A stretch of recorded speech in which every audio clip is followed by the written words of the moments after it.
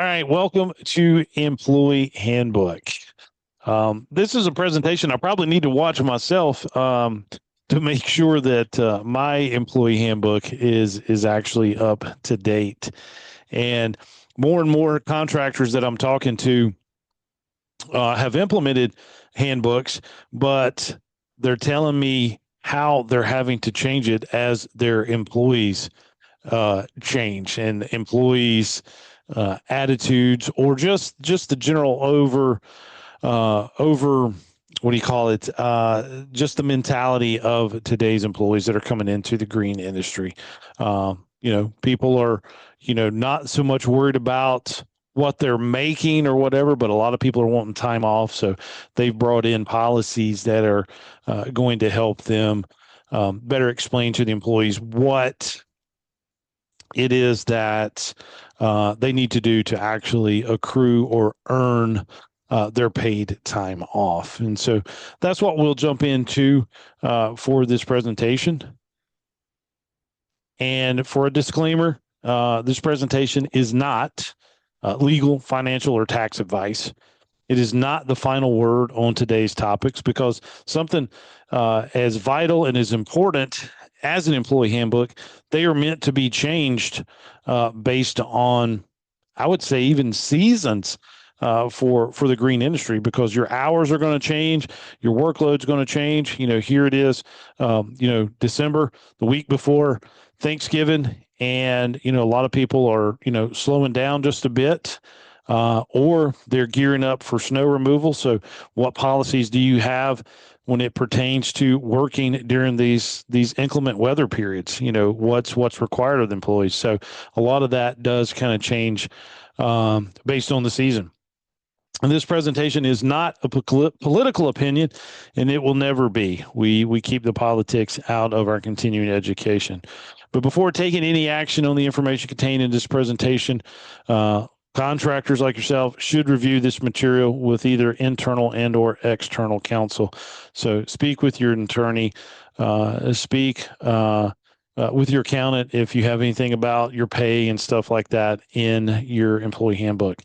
And also, if you are using some of your software systems, I know LMN software, they have a whole toolbox for contractors to download, like a blank or a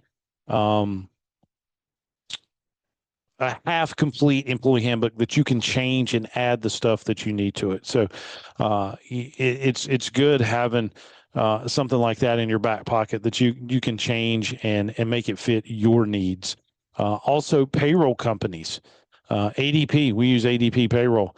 They reached out to me and said, "Hey, do you need help with, putting together an employee handbook or, reviewing the one that we had?" So there's help that's out there. So the agenda for the course, we're going to look at the handbook overview, what needs to be there, why we need to have it, policies to include, and then how do we implement the handbook. And so we implemented our first one probably late 90s. This is when I really came on board full time after college and military duty before I went back into the military. But Dad wanted me to put together an employee handbook.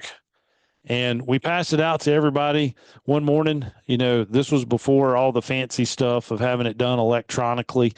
So we had to print it out, put it in little 3-ring binders for everybody. And, believe it or not, we had a lot of people quit that morning just on policies. And it had to do with uniforms, which, I thought was a little bit crazy. We wanted to implement a uniform service that gave us our T-shirts and gave us our pants. We wanted everybody to look uniform. We wanted them to look the same on the job site. And the guys did not like it. And so we did lose a few people because of that. But again, it helped weed out the ones that weren't going to fit into our culture. And so I think the biggest thing when it comes to this employee handbook is that it does help build what your culture is. What is your mission statement? What is your vision statement? All of that should be a part of that. And your employees or potential employees that are coming on board need to know what it is that your company is about. And it helps set the tone and culture for today's landscape or irrigation company. Do you still implement uniforms? We do. When it comes to, like, we give them t-shirts, sweatshirts, hats, coats, but we let them wear, if they want to wear blue jeans or if they want to wear khakis, we're okay with that. Right. Yeah, the guys just did not like the green uniform pants that we were using through a service. But all of them love the hoodies. We get the Richardson's hats. We buy the hats that the young boys like. It's not my personal favorite. I like a low bill hat, sits flat on my head. So I get a few of them for myself.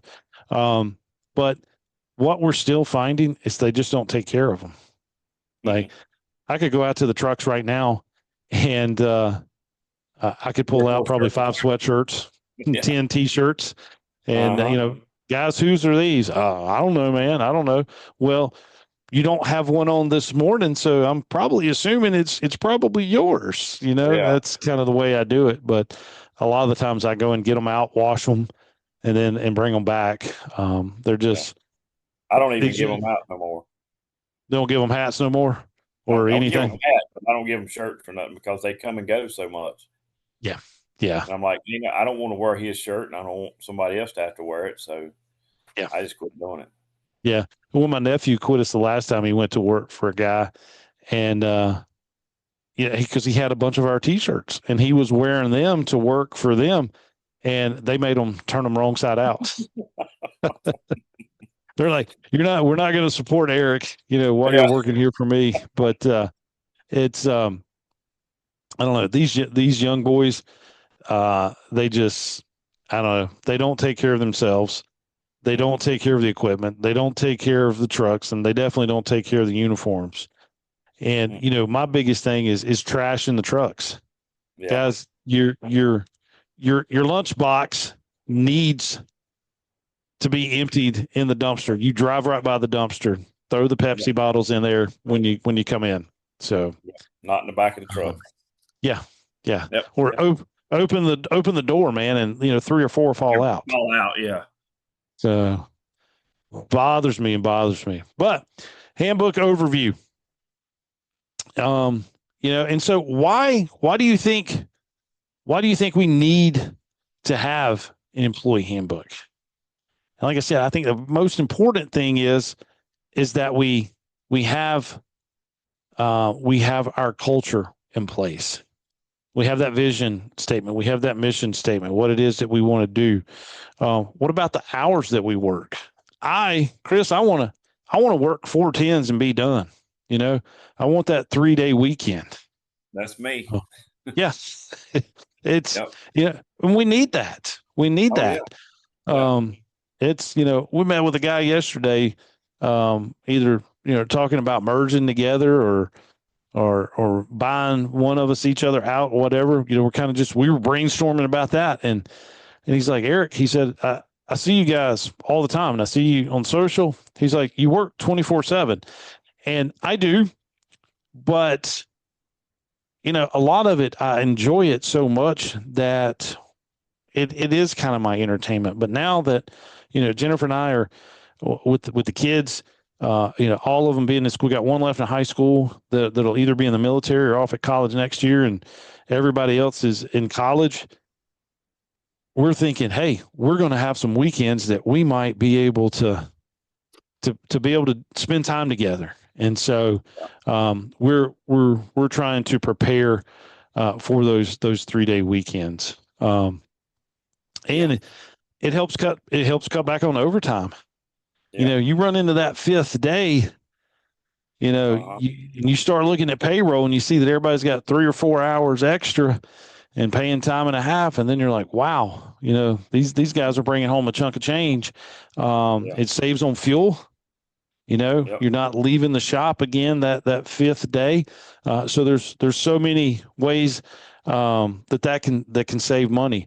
But your employees have to know, hey, these are the rules. These are what is expected of you. So that's why we got to have that handbook. And just like I mentioned before, what about the inclement weather that can happen? If we have properties that we have to take care of snow and ice removal, we got to have guys that are ready to go. And what is the procedure? When do they come in? Do they sit here and wait till our customers give us the go ahead to either do the pre-salt, or, do they have to wait here before a 1 inch push that we start at? So all of that has to be listed in that handbook. So there's probably 1,000 other reasons why we can think of why we need a employee handbook, but it's a must. And we got to have our employees read it. We got to make sure that they understand it. They need to sign a statement that, says, hey, I have read and clearly understand what is expected of me and what I shall receive in return. And so how do I create this employee handbook? Well, first of all, we got to consider all federal, state, and local laws. And probably the feds and the states probably easy, but we may need to look at the local laws and investigate those a little bit more. Consider our industry requirements. And one thing that really hits and stands out with me right here is if I issue PPE, personal protective equipment, such as gloves, the eye pro to protect their eyes, if they're having to have a NIVEC suit or anything like that, well, yes, they'll want to wash it and leave it here. But the things that are really considered personal, their safety glasses, their gloves, they need to be accountable for them. If you show up without them, then you're going to have to buy another pair from us, or however that works, because those things get gone all of the time. And so what is it that they do need for their job? And if we're having to provide it for them, they need to sign a ticket for it. They need to sign that they have that inventory in their possession, and that is part of the handbook. And then think about the work environment and the culture. And this is a big thing. And I'm really looking forward to Green and Grow this year, because one of the guest speakers is all about the culture thing. We've seen him talk before, and he's got so many great ideas and policies that companies can put in place to create that culture. One thing that pops out again here with me is, what if we have a situation where we have a really good employee who's 15 minutes late every single day? How do we deal with that? It's going to be in our employee handbook. Well, if it happens so many times, they get wrote up. If it happens again, when are they terminated? All of that has to be laid out, because if they've signed that paper and said that they've read it, hey, we're having to let you go because you've been 15 minutes late for 5 days in a row, or 3 days in a row, or sometimes it's 3 times in a month. I know guys will not stand for it. But that affects the culture. If he or she is one of your best employees, but they're late every single morning, look what that does to the people that are there 5 minutes early waiting on them. That creates a bad environment. That creates a whole negative feeling towards that good employee. And when I say good, they're not a good employee because they're being late. Maybe they really understand horticulture and they can do the pruning, they can run the crews, but they just have poor time management and they can't get to work on time. That sets everybody off in a bad, negative feeling. And so that carries out the entire day. Then our customers may pick up on the attitudes or the negativity that's coming just because of that person being 15 minutes late.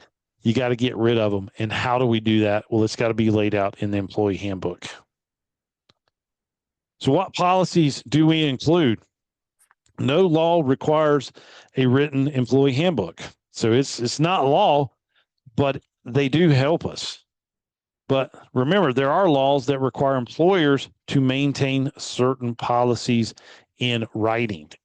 We just don't have to have it collectively put together into an employee handbook. But the employee handbook is a easy easy way to keep all of these together collectively.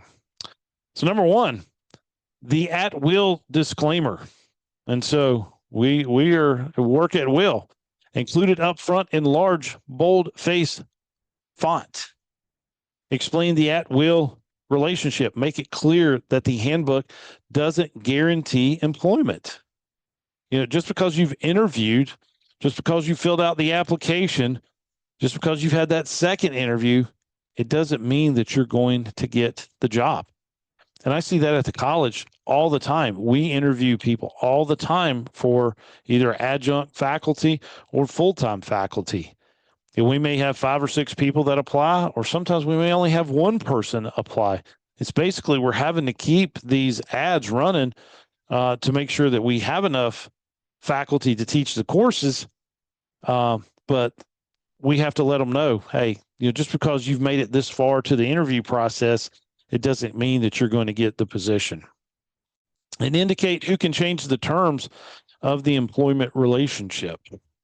Yeah, and usually it's going to be a higher level supervisor or even, the owner of the company. But that is the number one thing that you need to have in there is your at-will disclaimer. And basically, we can fire anybody here in the state of North Carolina, for anything. We can let them go. And I think that's good, because our employees can quit at any time. We would love to have a 2-week notice, but typically when our employees leave, it's like, hey, I'm sorry, I'm not coming back tomorrow, or we never ever see them again. They just up in front. How many times have you ever had checks still on your desk where employees would work 3 or 4 days and you never ever see them again? I'd have to mail them to them. Yeah. Yeah. And we've done that, Chris, and we get it back because, they're not at that address anymore. So it's something else, man. Yeah. Next is your equal employment opportunity policy. That means that everybody can work. You got to include all characteristics protected under the laws that apply to your business. You got to prohibit retaliation. So, and this goes especially a lot with like sexual harassment. If someone has accused or brought it to the management forefront, hey, I'm being, sexually harassed, the one that's accused of it cannot retaliate. It is prohibited. And then stress that all employment decisions are job related and that governs all aspects of employment. And of course, as hard as it is to find employees now, you want to be that friendly company that's hiring whoever is willing to learn horticulture or irrigation, landscape jobs. If anybody's willing to learn, I'm willing to teach and willing to bring that person on board. I don't care who they are. Everybody with me has an equal employment opportunity. Also urges employees to report all instances of discrimination or offer multiple avenues to do so. So if somebody is being harassed, how is that reported?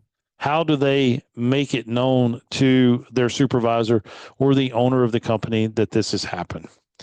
And then state that complaints will be investigated promptly and appropriate disciplinary action will be taken. And really, it needs to be, a zero tolerance policy.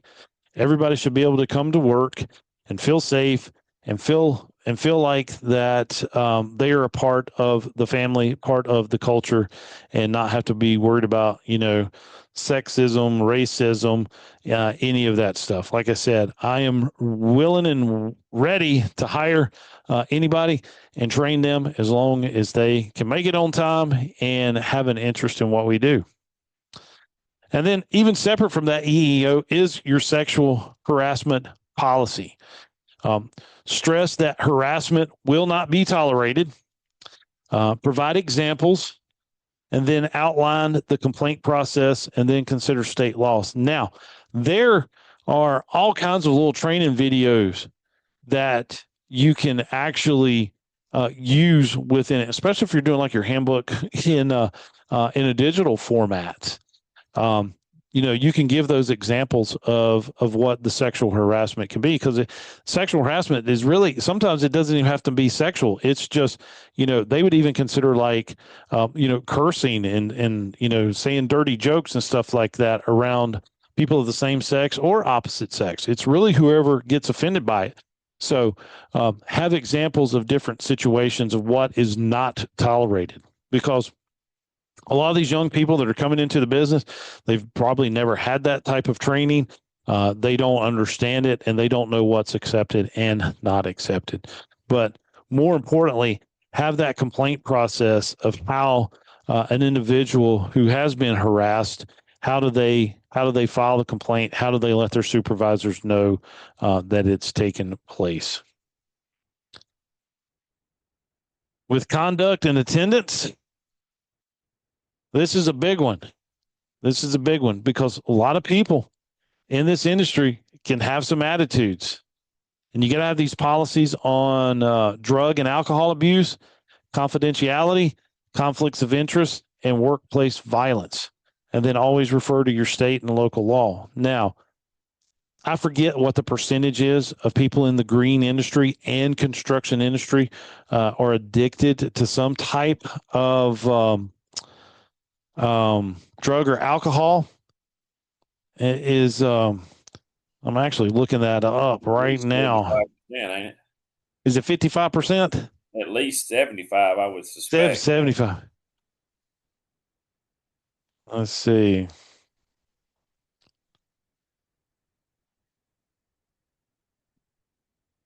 Which, if it's that is sad. Even the 50% is sad. Oh yeah. Well, I mean, I had a guy said, "Yeah, I can pass the drug test," and he come in and smell like marijuana. I thought, "Yeah, you ain't gonna pass." What I just looked up was a little bit lower, but I'm agreeing with you, Chris. I think it's a lot more. I mean, this day and time, because you can ride down the road and smell it in the trucks. In the truck, yeah. Going Anywhere by, you go, you smell it. Yeah. I mean, you can go to Target, you can go to Walmart, and somebody is going to be huffing it, and that's and it's not a good thing. They don't get it. Yeah, yeah. And I've also learned that too. A lot of people, like Chris, just like you said, you're having to go to a chiropractor. A lot of people don't do that.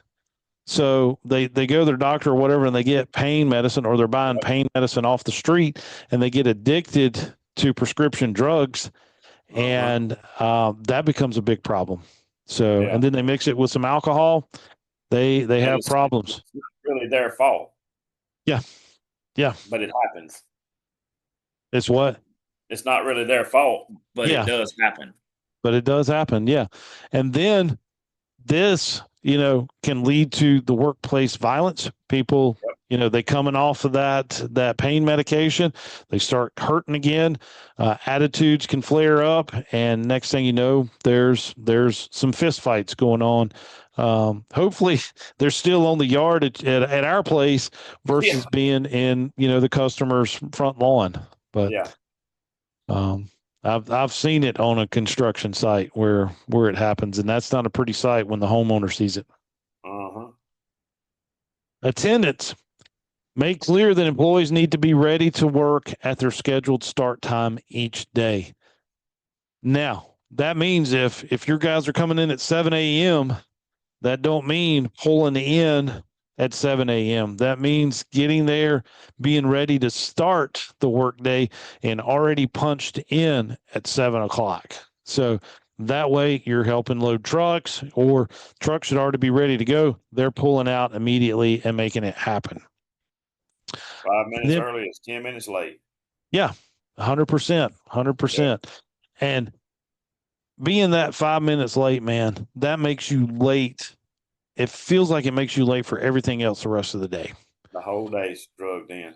The whole day is just a catch up, But also provide the procedures for informing the company of an unscheduled absence or late arrival. Now, of course, people need to have a sick day, and I don't really like calling them sick day. I'd rather just call them a personal day. That leaves me out of it. Hey, I've got to go to the doctor, or, I've got to go do this or that. They have paid time off, PTO, and however they earn it, they can use it for whatever. We had worked out. We had it in the payroll system where if the guys worked a full 40 hours, they earned, I think it was an hour and a half or something like that. So it may have been a little bit more. I'd have to go back and actually look. But, half the time, because they are 10 or 15 minutes late, or they do miss a day, they're not getting that full paid time off. Like, we set it up where they actually had to work every hour that was available to earn their paid time off. I don't think people care anymore. They don't care, do they? And I couldn't get a full-time person to show up every day in a week. Yeah. Yeah. So they're working what, 3 days for you mainly. I mean, if you're doing the 410, somebody's going to lay out, aren't they? But, and I just don't get that. But again, people's wants and desires, it just seems a little, I don't know. It's just like they're not, my guys, they all still live at home with their parents. Yeah. Guys that are 25 years old. And I'm like, you're not even dating. You're not even looking to being a family man or a family woman or anything like that. The young people just seem like they're not ready for that. And they still want to live with mom and dad. Yeah. They got no get up and go, no drive. Yeah.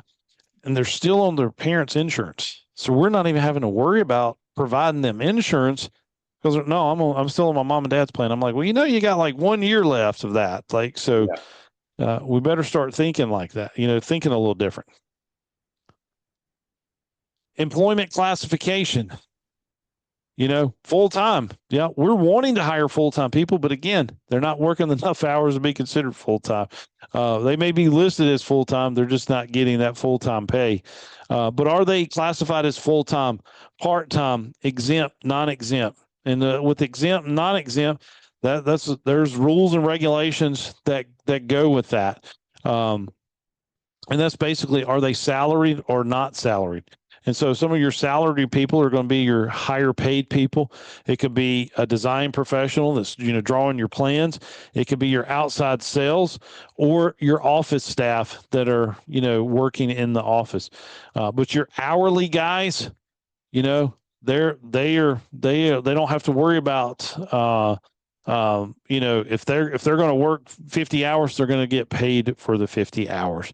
Now, even some of your salaried people, just because they're on salary does not mean that they do not qualify for the overtime. So you would have to go back and check those classifications of those people. And it depends on how much they're making, whether or not they are entitled to receive even overtime pay if they are a salaried position.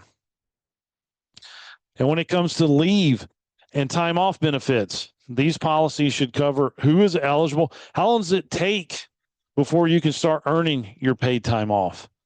What reasons does it qualify you for leave? Of course, everybody, deserves some time off, vacation, family time. And I try to tell guys, hey, if you can accrue this time, we tried to make it where the guys could at least get 2 weeks. Because everybody wants to go, the beach, or they want to go somewhere during the summer with their family. But then also around the holidays, people want to have time off. And me personally, I want to take off the week between Christmas and New Year's. I don't want nobody coming in. I want that to be a shutdown week. And if the guys have earned some time, guys, use it then. Use it then, because I can promise you we're going to be closed unless we have snow on the ground. How much leave will be granted, how the leave can accrue and carry over if it's allowed to, and then whether the leave is paid or unpaid. And so, people may have to take some unpaid leave just based on if they've used up all of their paid time off. But again, like I said, we set this system up. And I was like, you know what? None of the guys are going to earn the full 2 weeks. They're just not. because they had to be here every single hour that was available for them to work to earn that total accrued amount. They would still earn some, but they weren't earn enough that would total up for the whole 2 weeks for the year. How much notice employees must give before taking leave? Hey, Eric, mom and dad's leaving for the beach tomorrow. I'm going to go with them. I'm going to be gone a week. And I'm like, you knew about this when? Well, they told me a month ago. And so you're telling me now that tomorrow you're leaving. And I know with the employment situation, we have to be a little lenient, especially if it's a good employee. We understand, they need time off, but it needs to be stated in that employee handbook. Hey, we need to know so many weeks in advance or so many days in advance so that we can plan for it. It's not that we're preventing you from going. We just need to know so that we can plan for it. Continuation of benefits during leave. So this is like if somebody had to take, a lengthy time off. What if they're leaving for military training and they're going to be gone for 3 or 4 weeks during the summer? The Army Reserve always told us, hey, it's 2 weeks during the summer and 1 weekend a month. And that was never the case. We were always gone 3 or 4 weeks in the summer consecutively. And these weekends would be 4 and 5 day weekends. We'll report on a Wednesday night and we'd stay through Sunday or even Monday morning. I had to let the college know the procedures for requesting this leave. Is there paperwork to fill out? Do you have it online or is it a paper form?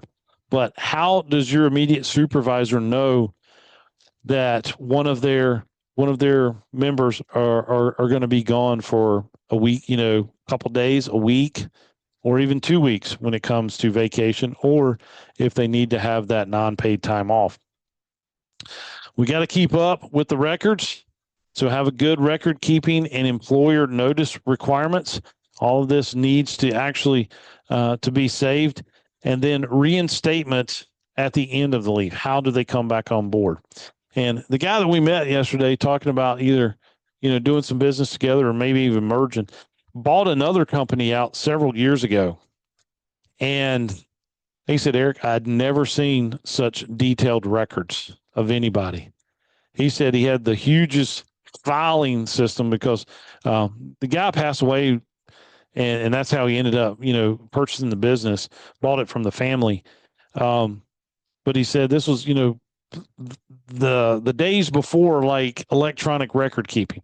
So he had hard copies of everything. He said he had hard copies of even estimates and invoices in all the customers' folders.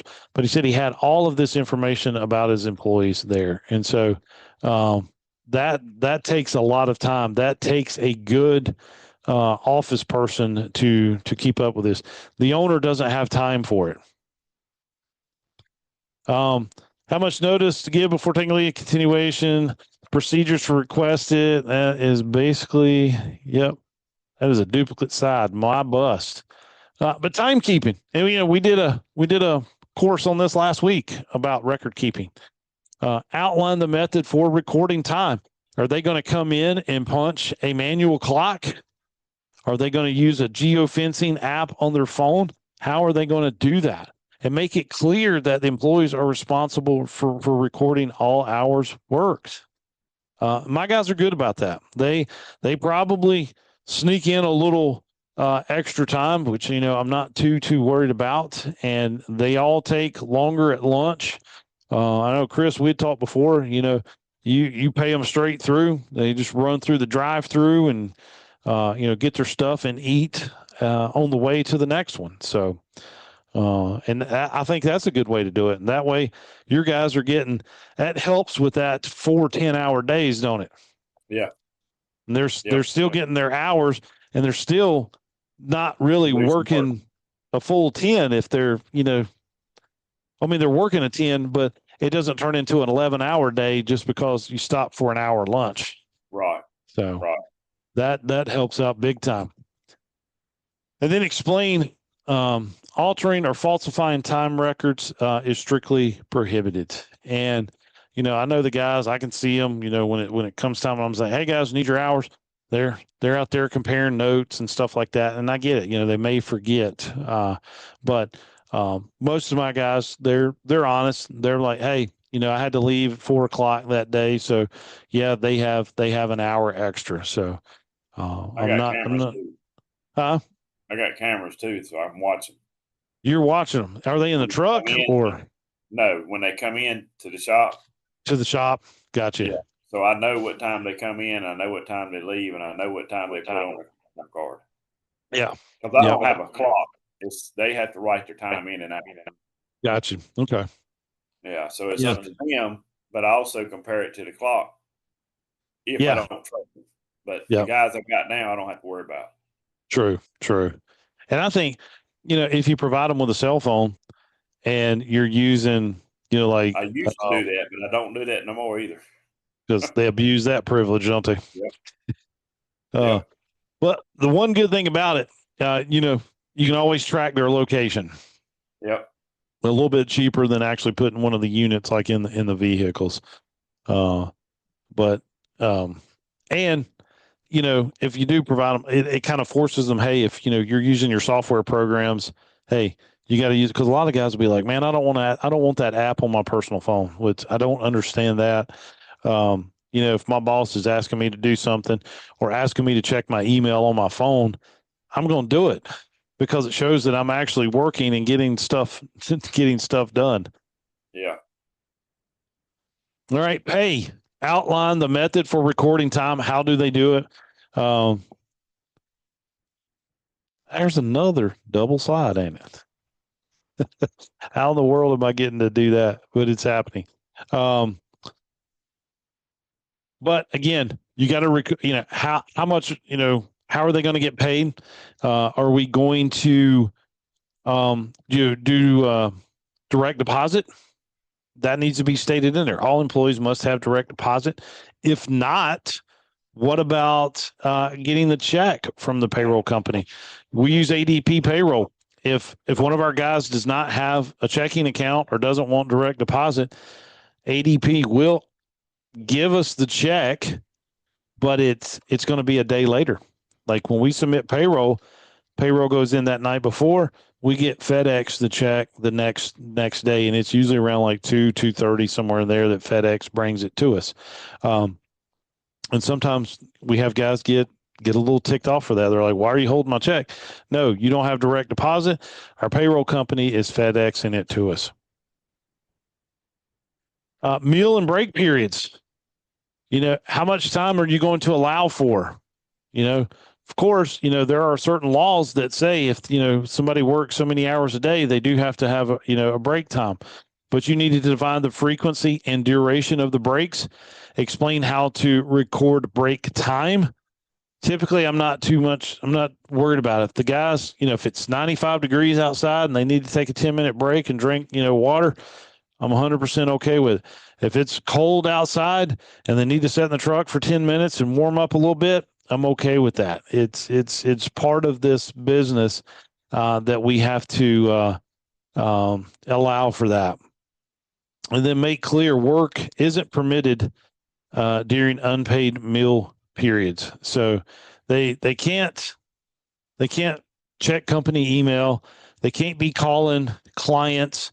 They can't be ordering materials or anything like that if they have an unpaid meal period. Now, if they are paid or they're a salaried individual or whatever, and they have that, they have that choice. But your hourly workers that are working for you, by the hour, if they're taking their 30-minute lunch break or their hour lunch break, they cannot be working, or we would be required to actually pay them. With COVID-19, and hopefully we hear less and less about that, but it is still here. The following may impact your company's policies. A few states do require a written policy program on preventing the spread of COVID-19. Masking policies vary. So, are you requiring people to wear them? Some employers and industries require vaccination. I don't know of a landscape company that does, and I would never require that. Personally, I wouldn't. And then several states prohibit employers from enforcing vaccine mandates. And so we were thought at the college we may have to be forced to do it. And, I was willing to walk away if that was the case. But even with the mask stuff, I think a lot of that is kind of blown out of proportion. But, if some employees want to wear it, it's let them do it. You may have to provide it. That's, again, okay as well. Your skin absorbs it as much as your lungs. Do what? Your skin absorbs all the as stuff much in the air as much as your lungs do. Yeah. Yep. It's and they still wear them, and it's like they've tried to hide themselves. Yeah, I heard somebody else say that the other day. These are people that are just, they don't. It's like they are hiding their face. Yeah. Because I see landscape companies they got hoodies on and a mask that's right under their eyes. Are they spraying chemicals or? Are they spraying chemicals or? No, mowing grass. Oh, they're cutting grass. Yeah. Now, I will admit, there is something, and I know my name is turf teacher, but in May, I don't know what it is that is blooming, but man, I can't. Yeah. If I don't take a Zyrtec or take some kind of allergy medication, and before the 24-hour pills like Zyrtec became available readily over the counter, I was miserable the month of May. Yeah. And I would when I mowed, I would have to wear a mask. I would have to wear almost something like goggles that you go underwater with just to protect myself from the allergies that was there. There's something weed that blooms in June that hits me. I hit it in every yard. Every time it's blooming, there's certain places in the yard I'll start gagging. Yeah. And I cannot find out what it is yet. Really? Wow. It is, man. And I'd be so thankful. And this is when I was younger, because I had to be, because Zyrtec stuff's been around now. It seems like forever. But I'd be so glad when mom and dad say, "Hey, we're going to the beach." And I would have those allergies so bad. The first thing I did when I got to the beach, I would jump in the ocean and just snort salt water down my nose to just clear it all out. But now saline wash you can do at night too. I had to do it every day when you come in. Yep. Wash my neti pot. Wash my nose out. And eyes just itch out of my head, man. Yep. Oh, so what do we need to leave out of the employee handbook? Overly restrictive sick leave policies, a blanket refusal to provide accommodations under COVID-19 vaccination rules, dress codes that prohibit specific hairstyles. Now, that may be a little different, like if you're in a machine shop, and I know dress codes in the dress shops, they won't let some people wear long sleeve shirts because they're afraid that the clothing might get caught, like in the drill press or whatever the machine that they're actually using in the machine shop. And so that may be the case with like long hair. They may have to put it up if they're working around certain things. Anything that could wrap around it or whatever could be. So if it's going to cause, bodily harm, they may think a little different about this. Withholding final pay until company property is returned. Even though you may have issued them a cell phone, even a company laptop, pruners. I like having the guys that are going to do the pruning and stuff. I want them to have their own, little holster with their Corona pruners in it. If they don't turn that in, I still have to give them their paycheck. Which you think's a little unfair, but that's just the way the law is. You can't withhold their pay. Unauthorized nothing out. Huh? Can you deduct anything out? No, I don't think you can even do that. It's basically give them the check and keep your fingers crossed that they bring it back. Now the one good thing is,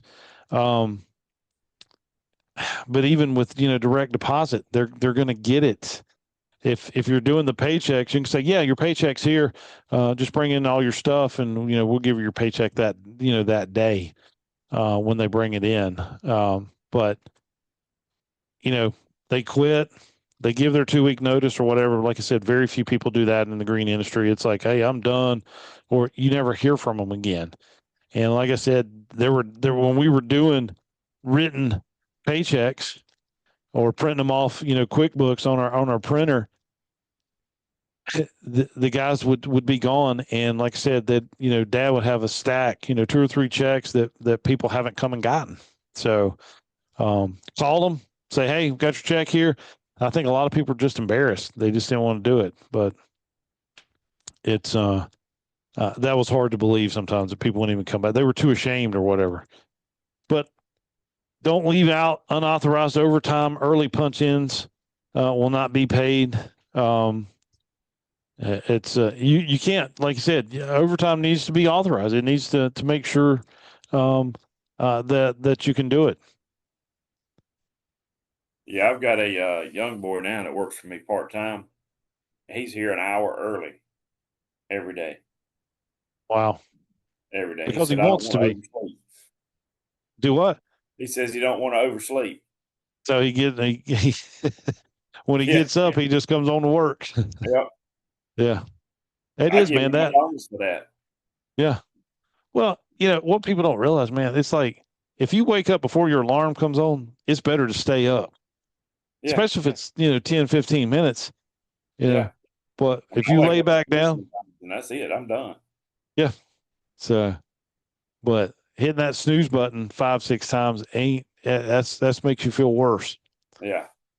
But also leave out requiring a doctor's note for every sick day, prohibiting lawful off-duty conduct, pay secrecy, probationary, introductory periods, no fault punctuality and attendance rules, discipline policies that lack flexibility, and then refusing to employ anyone with a criminal conviction.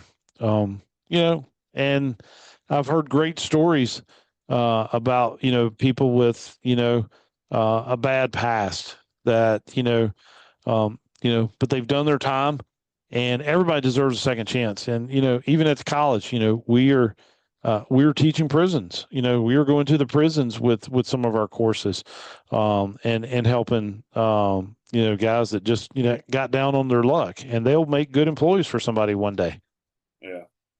I had to be careful with that. I had a bunch of daycares, and they didn't want anybody with criminal records on it. Well, that's true. Yeah. Yeah. So I had to be real careful with that. True.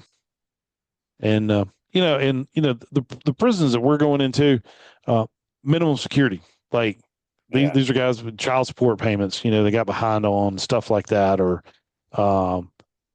several, DUIs or something that didn't involve somebody being killed in the crash. So these were, lesser crimes, but they're just having to do, minimum time for it. Yeah. But implementing the handbook. Manager training. You got to train your supervisors.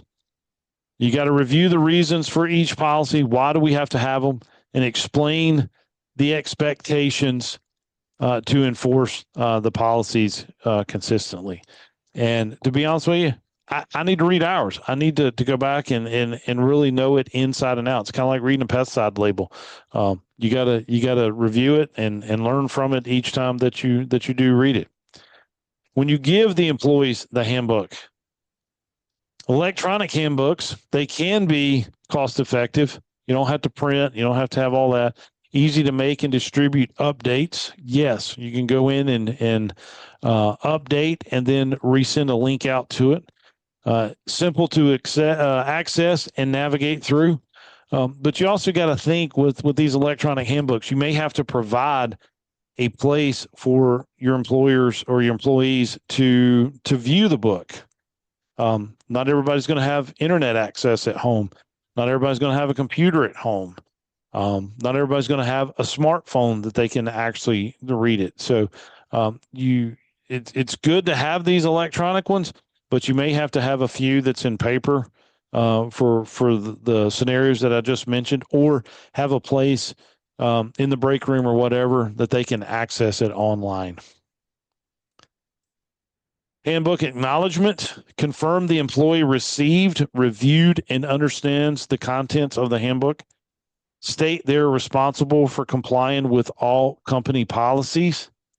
Reiterate the at-will status, and then restate that the company reserves the right to modify the contents at any time. The company owns the book, and so they can change it when they need to. When something happens, there can be an instance with a couple employees that they're like, "Hey, we've got to change this and make it happen." It's kind of like a course syllabus for a course that you're taking in college. Even high schools are implementing course syllabus and having parents sign it. It states the rules and regulations, and there's always that statement that the teacher, instructor, professor has the right to change it, but to notify the class, just like you would notify all employees immediately that there was a change. When updating the handbook, review and update at least annually. Include revision dates on each version, and then indicate the current version supersedes all previous versions. So one that's most up to date, let them know that that's what rules.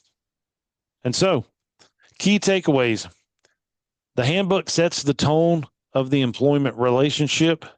It sets that culture for the company. Check federal, state, and local laws. Use flexible language and don't make promises. Include an at-will disclaimer and other critical policies. Obtain signed acknowledgments from each of your employees, and update that handbook regularly. And so, questions and answers.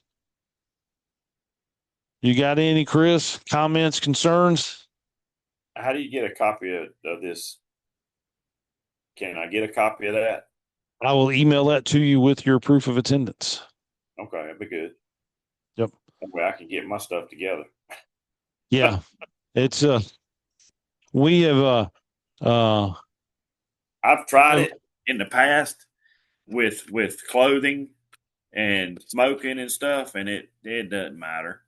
They're gonna it do it don't, man. anyway. Yeah. I'll ride up what? on the job, and there they are, and I'm like, "What are you doing?" Yeah. Yeah. The younger guys aren't smoking cigarettes though. They're vaping. Vaping. Yeah. And ain't no telling what they putting in that thing. Oh, I know. It's the bad stuff. Yeah. But the only thing, I'd much rather them do that though than chew tobacco or dip, and definitely more so than the cigarettes, because you got I don't cigarette know. butts they throw in everybody's yard. Yeah. And I'm like, guys, we just put out mulch here, and you're going to throw Yeah. a white cigarette butt down on top of it. They don't care, man. Well, they're disposable. Yeah. What? How long does it take a cigarette butt to dispose? And the client's going to have to look at it for that long? Yeah. Or are we that crazy? Yeah. Or see them, put the cherry out and then stick it in their pocket. I'm like, just nasty, man. Nasty. Yeah. So, Yep. anyway, man,